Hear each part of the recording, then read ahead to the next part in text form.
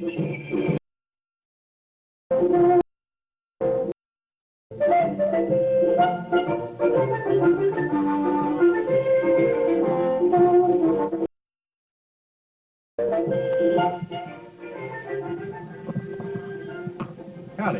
I'm Milton Swain from the T&D department. Hello, I'm Bobby Helm from the Customer Service Training Department. And I'm Pat Stewart from the Customer Service Training Department. We would like to take you on a short carousel trip of our company's past, present, and future.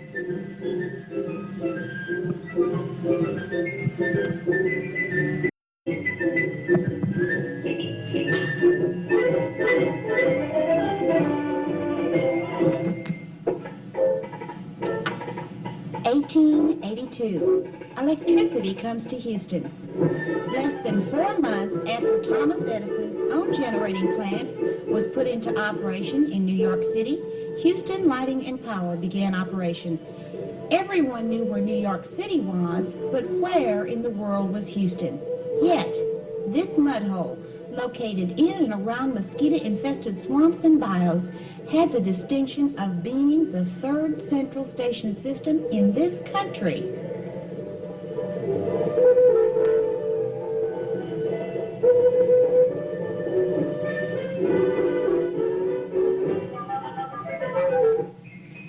Houston was a growing city with a population of over 20,000, eager for improvement. Hitching posts and boardwalks still line Main Street.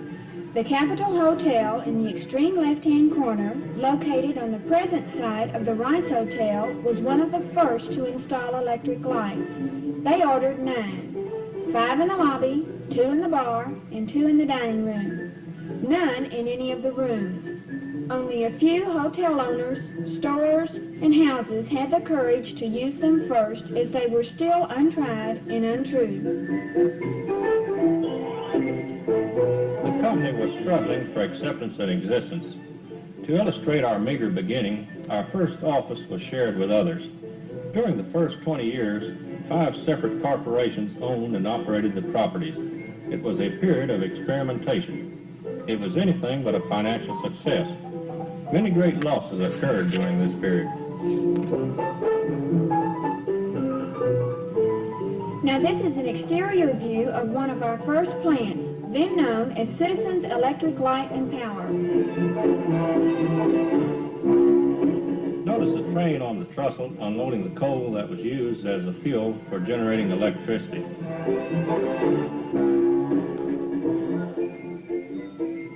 This plant's main power source was a 600 horsepower Hamilton Corliss engine with a huge belted drive. The age of electricity had really begun. All service was billed on a flat rate. Yes, Bobby, it was $3 for an all-night light, $2.25 for a light till midnight, and $1.50 for a light until 9:30. It being understood, of course, that the light furnished was no more than 15 watts, and there would be no allowance for failures or breakdowns.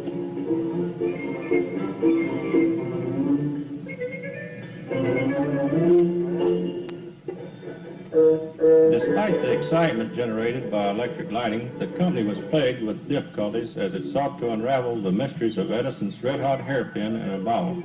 The new venture was not without its trials and mistakes. In 1898, 2 men were killed and 3 injured in a spectacular boiler explosion that wrecked the plant. Houston was left in total darkness.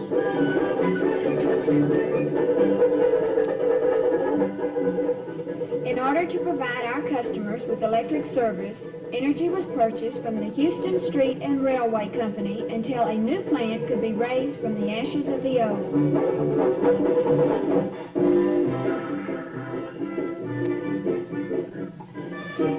Fortunately, electricity was a product everyone was clamoring for. A contract was made with General Electric to build a new and better plant. This was to be a $150,000 investment. The insurance covered $30,000 of this amount. Seems to me that was a lot of money for that day and age. Sure was.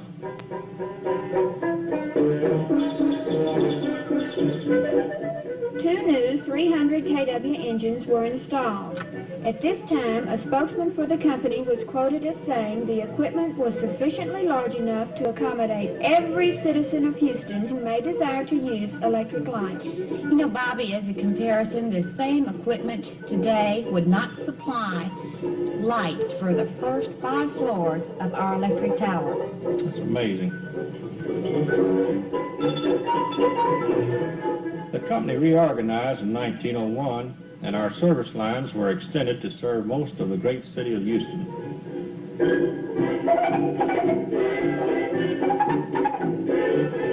The plant continues in operation today after several renovations and additions as our Gable Street plant. This is an aerial view of that plant taken 80 years later in the heart of downtown Houston.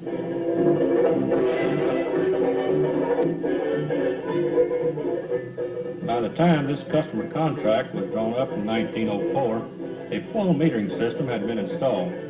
William Chapman, then general manager and vice president of the company, was the engineer General Electric sent to rebuild the plant after the explosion. You've got to be kidding.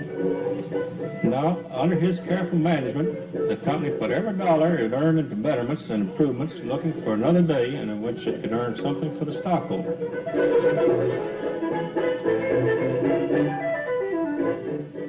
The light company was advertising free renewals of dim or burnt-out lamps. The plant was enlarged and additional machinery was installed capable of supplying 12,000 more lights. You mean a year, Bobby? A year. Mr. Kaywood, dressed so eloquently in white, was employed with Houston Lighting and Power at the time of the explosion. He later was employed by an electrical contractor shown here. Milton, do you know that Mr. Kaywood is alive today residing in Kemah? Really?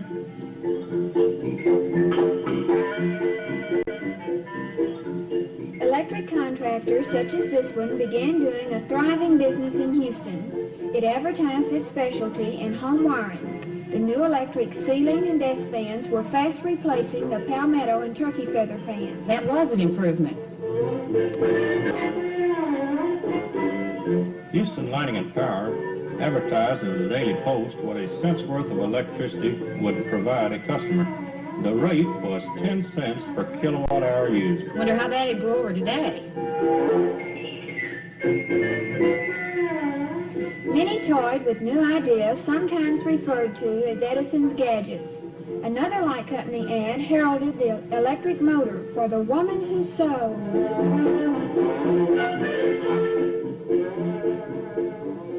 For the first time, the company began to develop along more sound engineering and commercial lines. The entire personnel of the construction department are shown gathered in front of the company's main office. You know, Milton, many of these same modern streetlight fixtures pictured here are still being used up and down Main Street.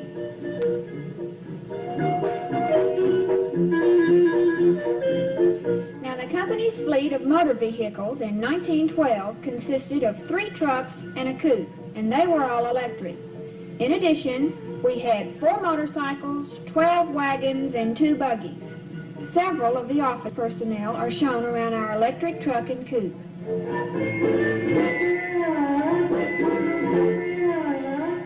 Here's how we graduated from the horse and buggy days. Do any of these gasoline engine trucks look like yours, Milton? Not hardly, but the air conditioning looks the same.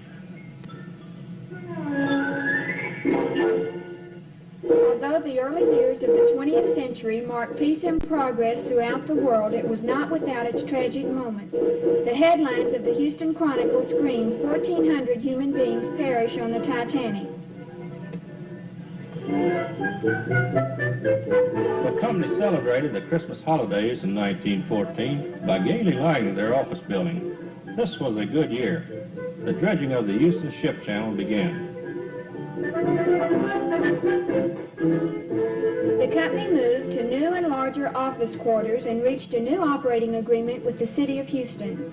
The agreement, among other things, resulted in the first general reduction in the price of electricity to the citizens of Houston.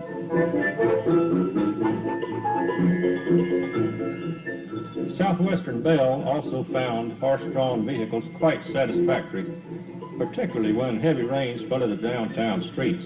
Apparently, they were still having problems with the storm sewer system.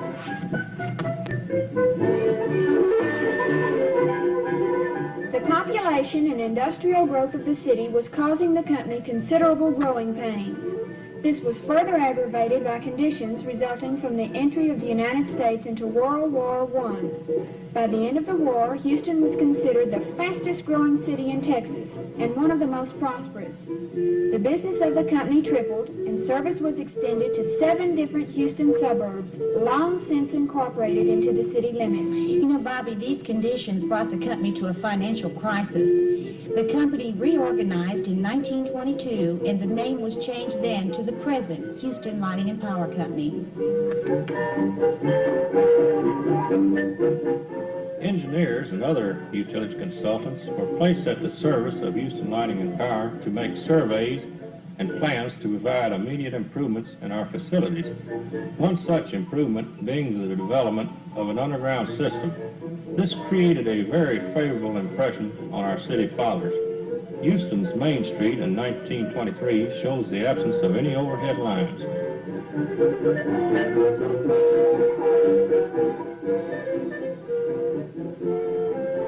With new operating capital, construction was started on our second generating station. You mean we've been operating all this time with one? That's right, just one.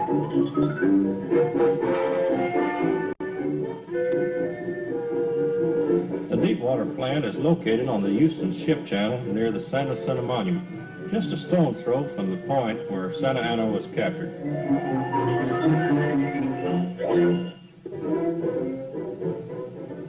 The new plant went into operation the day after lightning put Gable Street out of commission. 4 line crews worked all night to complete the transmission line to Deepwater. Had the line not been completed, most of the city would have been in darkness again. See there, Milton, line crews worked all night even back then.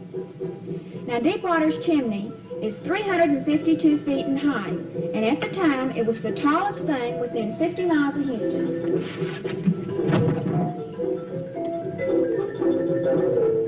For the next several years, the company concentrated on expansion. The main office was moved to the corner of Fannin and Walker, which was to be our home for the next 44 years. No, then that's more years than I am old. Oh, be quiet. They're tearing us down, Bobby. You better run down and look at it. This is an interior view of the lobby. Notice the modern electric ranges on the display floor. Cuspidors were available for the customers who may need them. A network of transmission lines was extended to serve an area within a 30 to 60 mile radius of Houston. Prior to the start of this program, and virtually within the shadow of the great city of Houston, 113 of the town and communities the company now serves were without electricity, Houston Lighting and Power bringing it to them for the first time.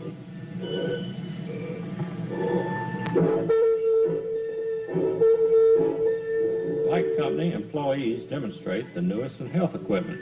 Compare these fashions to our bathing beauties of today. Well, one thing about it, Milton, at least the shoes are in fashion.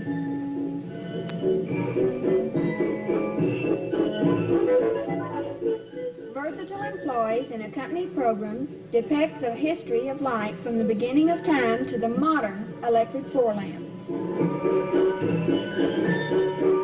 The company recognized the need to decentralize operations by providing local service offices and facilities.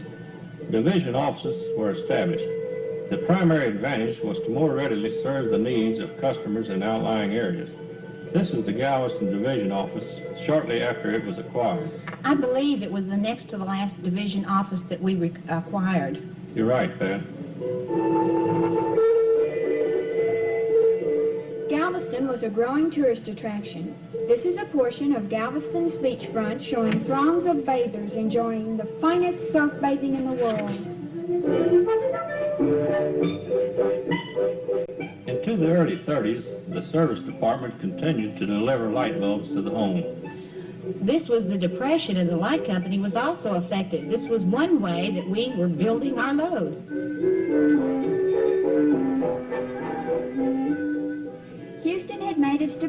a port city and was attracting worldwide attention. This shot was entitled Two Great Powers. It's the cruiser Houston passing outward bound in front of Deepwater. Champion Paper was contemplating the construction of a paper mill in South Texas to utilize southern yellow pine. The Houston Light and Power Company proposed to the paper company that it locate its mill on a site which adjoined its own property. A steam line from Deepwater was built to the paper mill to supply it with the necessary steam for the processing of its product. You know, this steam line is still in operation today. Many industries were and are being enticed to the Houston area because of its adequate supply of low-cost electricity.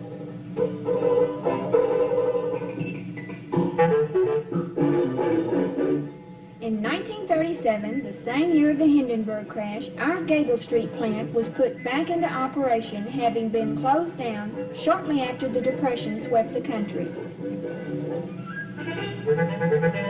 Horace Phillips, Horace Baker, and Charlie Wiedemeyer are shown here in 1938. All three are still employed with the company. Mr. Phillips is presently a trouble man at our Beatty Service Center, and the other two gentlemen are supervisors at our underground center. This is a typical line crew in 1940. Hey Milton, isn't that your dad? Sure is. Now by this time, 4 generating plants were in operation. War was raging in Europe, and it was becoming more and more evident that the United States would be drawn in. The Gulf Coast area settled down to an all-out defense program as new manufacturing companies sprang up all over our territory.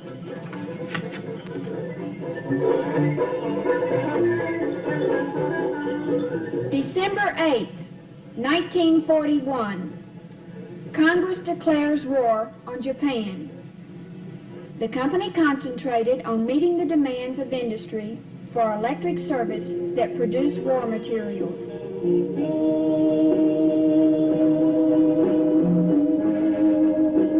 The Gulf Coast became a prime target for enemy attack. Enemy submarines were sighted in the Gulf off Galveston Island. Many of the war and victory ships were built in our own area.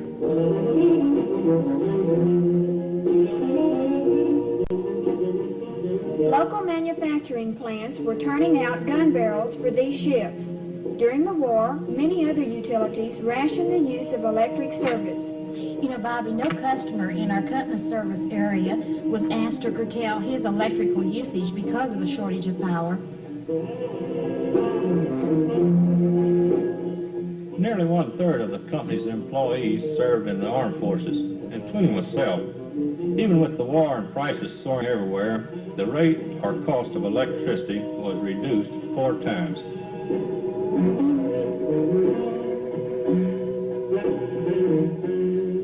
After the end of World War II, industrial growth and expansion began for the reconversion of industry, from the production of war materials to the production of peacetime articles.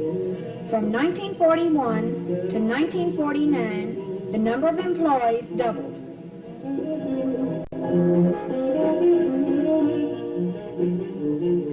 This was a period of a great expansion for the company as well as the Gulf Coast.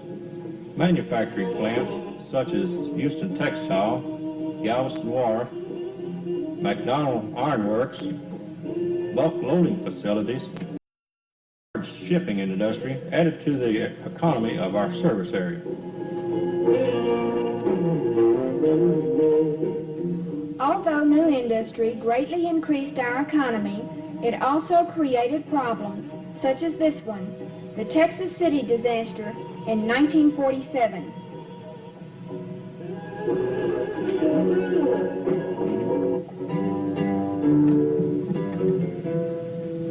As the company matured, the following years can only be described as the fabulous 50s. However, the company still had a few storms to weather, one being the ice storm in 51. The company suffered heavy damage as a result of the storm. Can you imagine in this humid climate, bus drivers burning candles in front of their windshields to melt an area large enough to see through? Well, anyway, Bobby, you must admit real cold weather is hard to come by in Houston. The city of Houston celebrated M-Day, 1 million population. The company celebrated its diamond anniversary. Its present was a 50-year franchise, a really unusual gift, as most utility companies are never granted more than a 10-year franchise.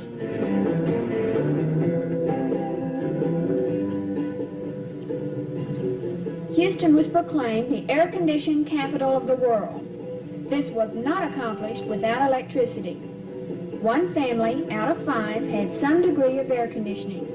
The national average was 1 out of 20. You know, Bobby, today nearly 4 out of 5 families here have some type of air conditioning. Imagine that's far above the average now. The largest shopping center opened and the world's largest subdivision went into construction.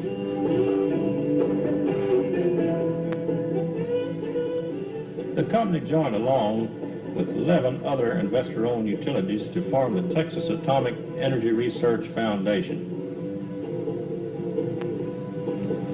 In order to keep up with all of this, 4 new generating units went into operation. This one's Bertrand. This one's Hiram Clark.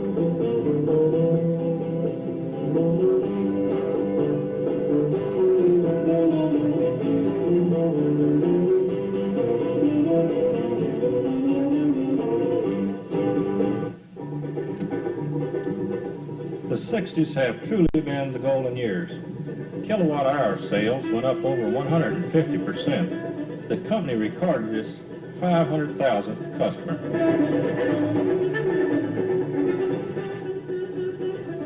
Now there always has to be a fly in the ointment.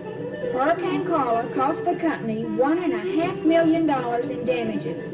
Lost revenue amounted to almost $500,000. Many company dedicated employees were working long and grueling hours to restore our customer service just as soon as possible.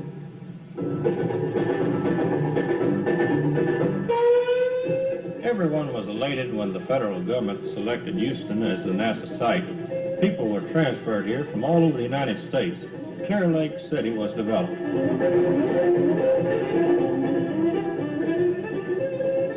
In order to keep up with the beautification of the area, the first phase of an underground residential program utilizing steel poles, main feeder lines, was initiated in the NASA Clear Lake area.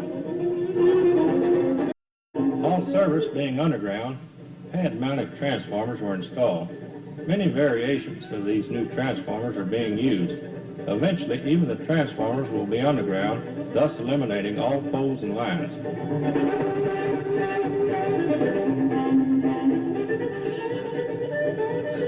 Houston became the city of the astronauts. All over the world, we were proclaimed Space City, USA. Giant computers and radar screens track this Earth orbit, none of which could have been possible without the services of good old Houston Lighting and Power.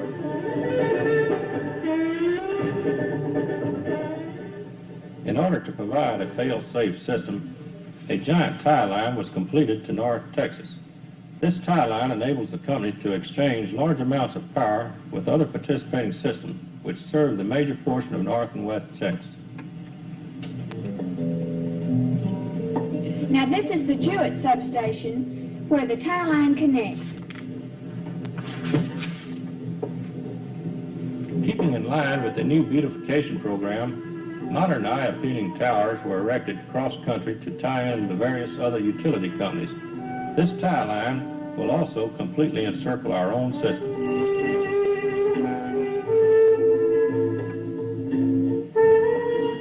As Houston grows, the light company must constantly expand to stay ahead of the ever-increasing needs.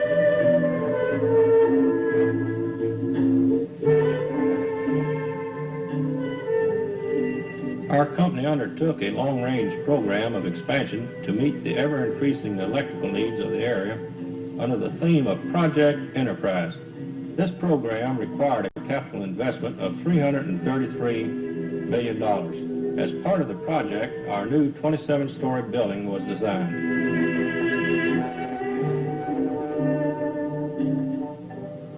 Our 9th generating plant was put into operation. The first 2 new generating units at P.H. Robinson at Bay Cliff boosted the area's power supply by more than the entire system capacity in 1954. You know, Bobby, they've added a 3rd unit, and the 4th one is under construction at the present time. Do you know that this plant itself consumes more electricity than our Gable Street plant can generate?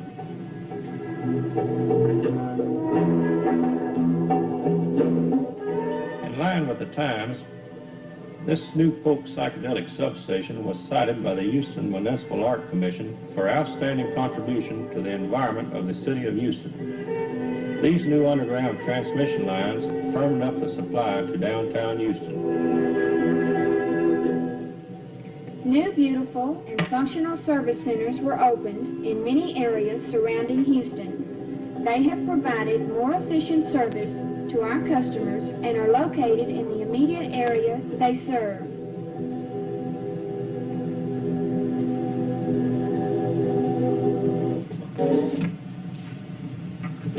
"1968 was a busy year. Over 1,200 of the company's employees moved to the new electric tower. The new 27-story office building is an asset to the beautiful and ever-changing skyline of Houston, as well as a showcase of advanced lighting, air conditioning, and construction techniques.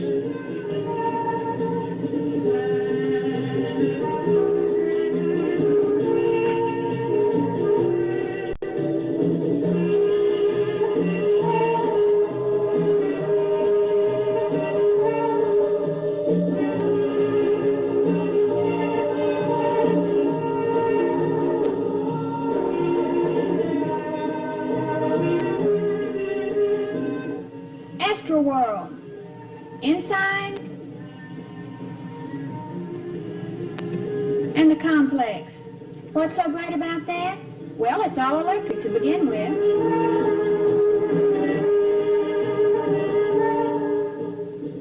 Full conversion to the new computerized customer information system provided faster, more efficient processing of all our customer transactions. Over 614,000 customer records can be accessed via this dispatch memory system.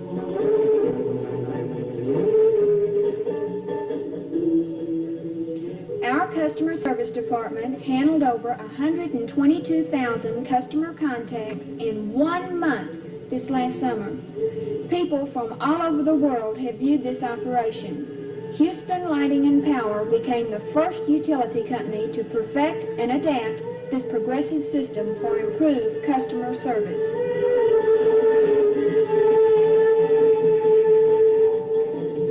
You know, Bobby, our motto, service first, certainly took on added meaning.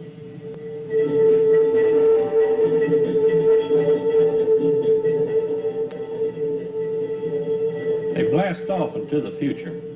The tremendous success of the trip to the moon can be attributed to the skilled NASA operation. Electric power and several $1 million made all of this possible. Here he comes down.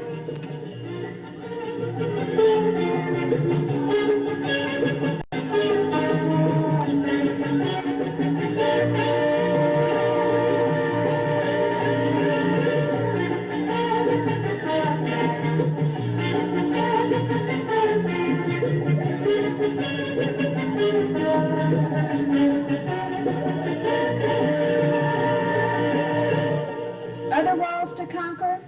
Plans are being made now for excursion trips to the moon. Mars is just 10 years off. There's no other way for our company to go but up and out. Plans for 3 new skyscrapers have been announced. Plus, Shell's Plaza 1 and 2 will increase the demand for service many, many fold. The company is constantly striding ahead of this growth to give better service to our customers.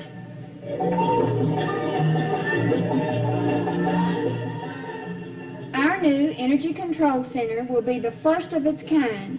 It will aid us in developing a more efficient system and will allow us to operate our present system to maximum efficient capacity. The customer's peak requirement for service will be multiplied 24 times by the year 2000. This means that the company must be able to generate over 100 billion watts of electricity at any given time. If our experience in the past is indicative of what the future will hold, then we could predict that in the year 2000, kilowatt-hour sales would approach the 700 billion mark. To serve a megalopolis such as we might imagine will require a different system. The future will not be anything like what we think it will be. Will it all be nuclear power? How much of our distribution lines will be underground? All of them?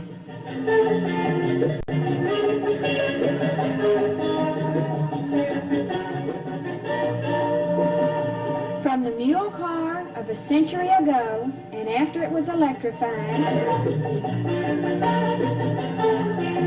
to Con Edison's electric car of the future, could this be the answer of air pollution? This is not a dream, but a reality. Before long, our services will become vital to the operation of the electric car.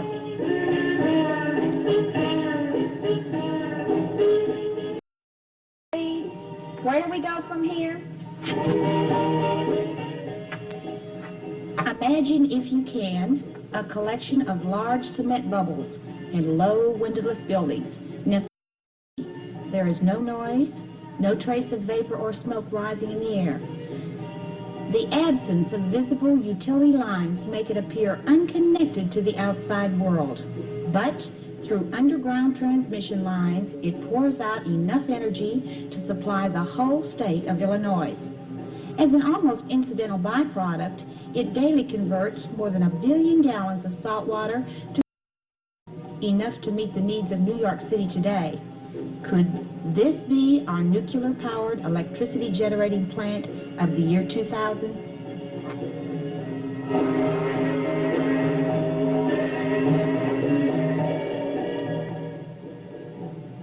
By then, Americans are likely to be using 3 times as much energy as now. It appears our economy is marked by an enormous desire for energy. We cannot just sit back and wait for things to happen. Just what are we doing about it? Well, one of the many things we're doing is recruiting and hiring people like yourself who have the potential to make a contribution to the Houston Lighting and Power Company, to the community, and to yourselves through this use of your skills and education. Tomorrow is up to you.